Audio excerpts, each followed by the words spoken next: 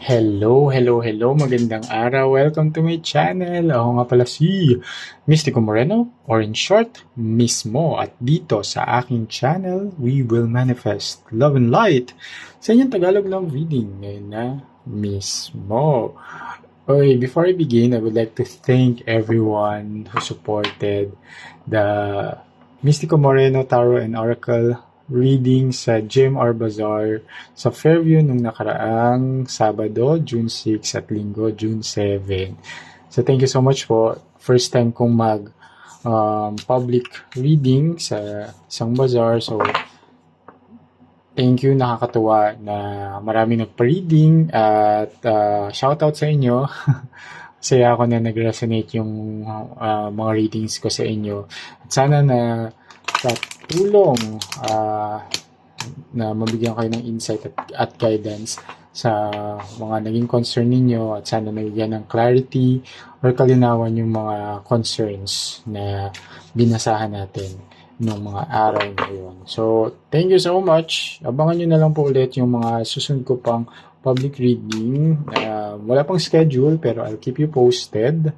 Okay? Follow mo na rin yung IG account. Kaka-create ko lang. So, baka may mga events akong i-post doon sa aking mga upcoming readings. Pero so far, wala pa naman. Abangan nyo na lang. Okay? So, ang gagawin natin today ay ang new love reading para sa lahat ng Earth signs, Taurus, Virgo, Capricorn. So, matagal na since new love reading ako. So, ito na siya ulit. And gusto ko na magpasalamat sa lahat ng Earth signs na patuloy na sumusuporta sa Mystico Moreno channel. Sana patuloy niyo pong suportahan by liking this video and commenting below, lalo na kung nag-resonate yung reading. At sa mga bago, kung nag-resonate yung mga readings ko sa inyo at nakaka-connect kayo sa akin, sana supportahan nyo rin po by subscribing to my channel para mas mag-grow pa ang aking YouTube channel at marami pa akong magawang love readings para sa inyo. Thank you so much po. And gusto ko lang i-remind ng lahat that this is a collective and general love reading, so it may or may not resonate with everyone. Take whatever resonates, leave the rest behind. Kapag hindi talaga nag-resonate, huwag pilitin. Abangan nyo na lang yung mga susunod ko pang love readings or panoorin nyo yung mga past videos na na-post ko na baka isa doon ay mag-resonate din sa inyo. Dahil ang tarot and oracle readings naman talaga ay timeless. So, yes. So, pabunot tayo ng isang card from the oracle deck. That would be the overall energy ng reading na to. And then, bubunot ako ng 8 cards from this tarot deck. Tapos, interpret natin siya. At alamin natin ano yung connection ng oracle. At connection or relation ng mga mabubunot na cards sa overall energy. Okay? So, let's begin.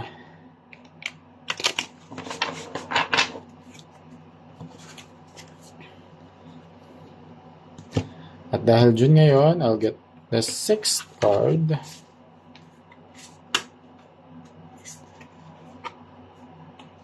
Two, three, 4, 5. Okay, let's see. Glory of the garden. You are the root, the body, and the fruit.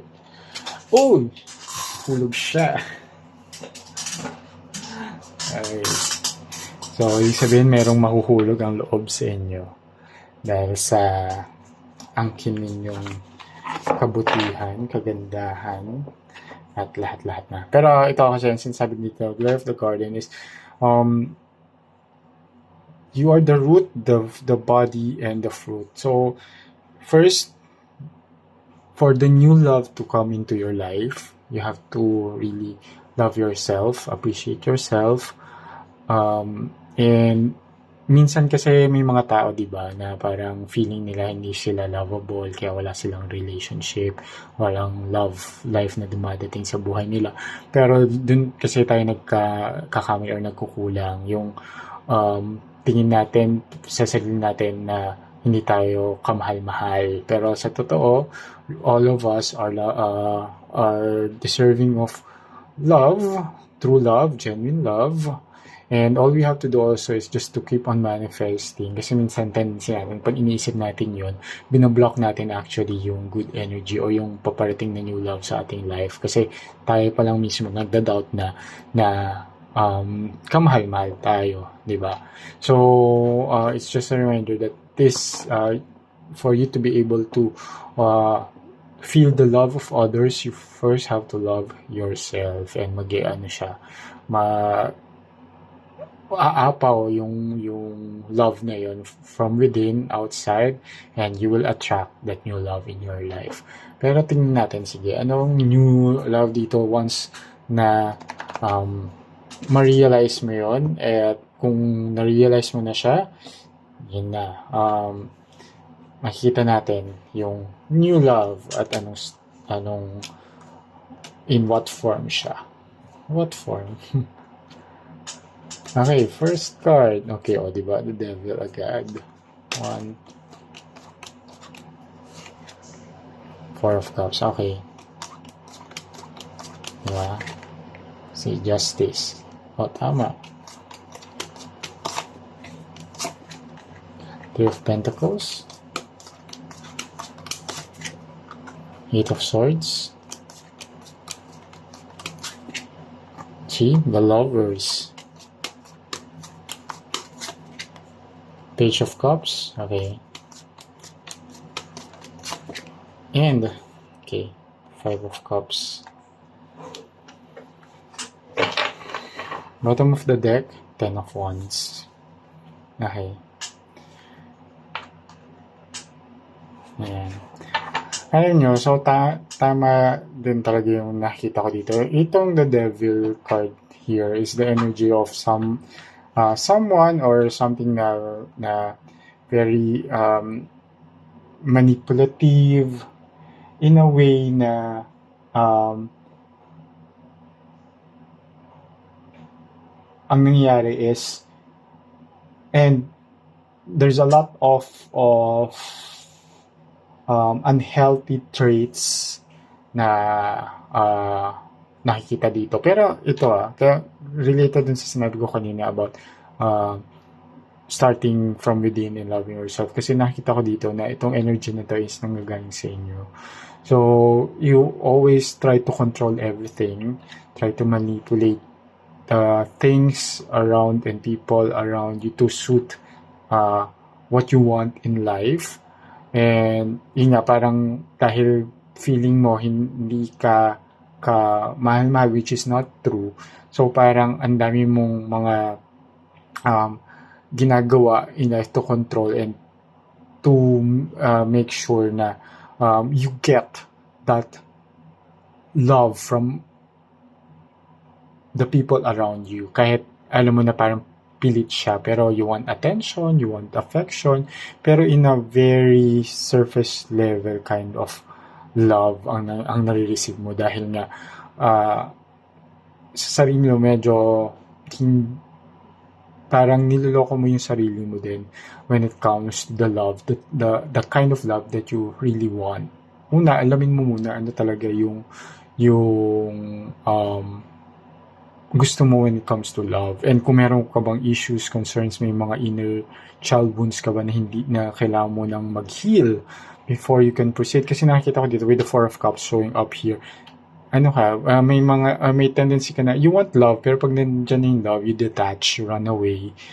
Diba? Tapos feeling mo, hindi mo deserve yung love na dumarating sa life mo. Marami ng new love. Actually, itong paparating na new love na to, it's not the first time that you experience this kind of new love in your life. Pero every time na may dumarating, you run away. Okay? You parang takot ka maging vulnerable. Na may mga triggers na nangyayari sa iyo na pag nag-express na ng love or intimacy, na kahit gustong-gusto mo siya, parang may fear. Tapos magbibuild ka na ng walls. Diba? So, alamin mo muna bakit mo na nafe-feel yun. Ano yung triggers? Ano yung pinanggalingan ba niya? Nasaktan ka ba in the past relationship? Naging sobrang toxic ba yung relationship sa'yo? And naging traumatic yun for you? Kaya pag may dumadating, feeling mo ganun ulit yung mangyayari? Or nung bata ka ba, yung mga magulang mo or caregivers mo hindi nabigay yung right love or hindi binigay at all, tapos you crave for it, pero dahil nga hindi mo siya na-receive, parang inaccept mo na sa sarili mo na ako hindi ka naman kamahal-mahal, pero hindi naman totoo. So yan, alamin mo, tingnan natin, kasi tingnan mo muna before you really embrace, kahit i-manifest mo na manifest yung new love na yan, pag dumadating siya, tapos ikaw mismo yung tumatakbo or nag sinushoe mo away yung love na to, hindi talaga siya magpo-proceed, di ba? So first, you have to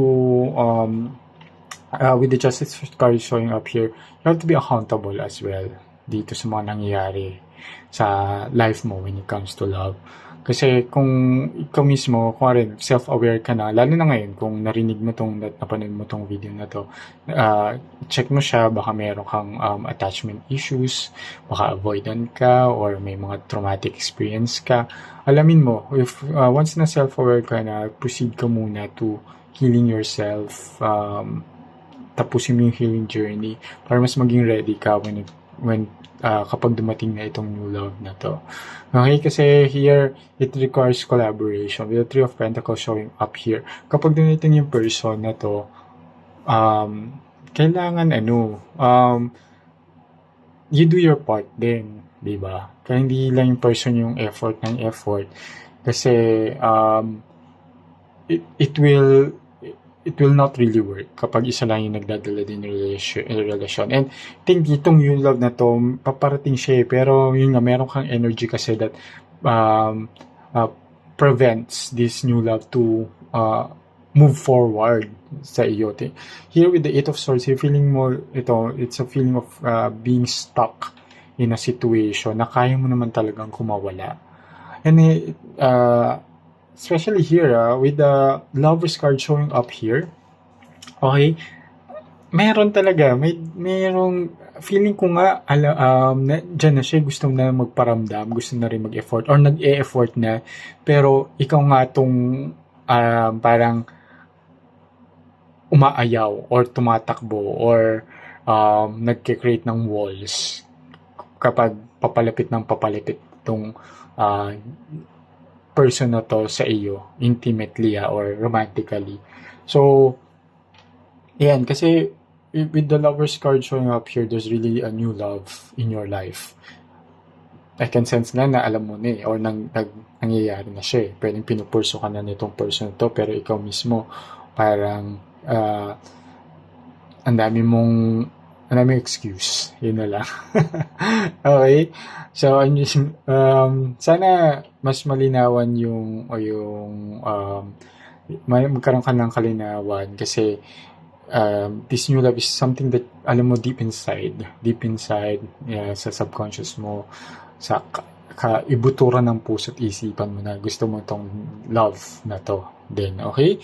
And with the Page of Cups, there's really a fresh a new love coming in. Magkatabi pa si Lovers at Page of Cups. Page of Cups is something that it will come as a surprise, as a fresh start, something really new, something fresh. Talagang bagong love to. Hindi to someone from the past. It's really someone new and will be pursuing you. Pero here, medyo with the Eight of Swords nga na feeling na stuck ka dito. Careful ka kasi it might end, you might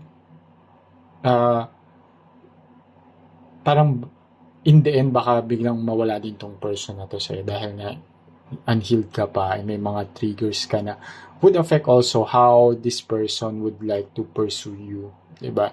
So careful kasi sa dulo there's Five of Cups here, which is energy of loss, regret, sadness. Pero pwede mo itong maiwasan lalo na it's a minor arcana. It's something that is that can be changed, lalo na with your awareness, and lalo na kung kung may desidido ka rin na baguhin yung magiging landas na tatahakin mo. Kasi here, may yung hidden energy, bottom of the deck, this is the energy that you're not aware, pero nandyan na siya sa energy mo. And even with the connection with your person, 10 of Wands, nagiging burden na sa'yo talaga yung mga, ano mo, yung mga issues mo when it comes to moving forward sa love. Kasi nga, here, kailangan mo talagang ibalik or upuan, mag-reflect, kahit mag-hermit mode ka muna, okay lang yan. Pero para mas maging ready ka, magkaroon ka ng healing journey. Kasi the more you continue with those burdens, the more you will have a hard time. At paulit-ulit lang yung magiging cycle. May darating na new person, new love, tapos tatakbuhan mo or hindi mo ipupush, parang itatry mo lang siya hanggang honeymoon stage ka lang, tapos pag nandyan na talagang seryosong usapan na, ayaw mo na, diba? Paulit-ulit lang siya at magiging mapapagod ka for sure in the end with the 10 of Wands here. It's a very burdensome energy siya.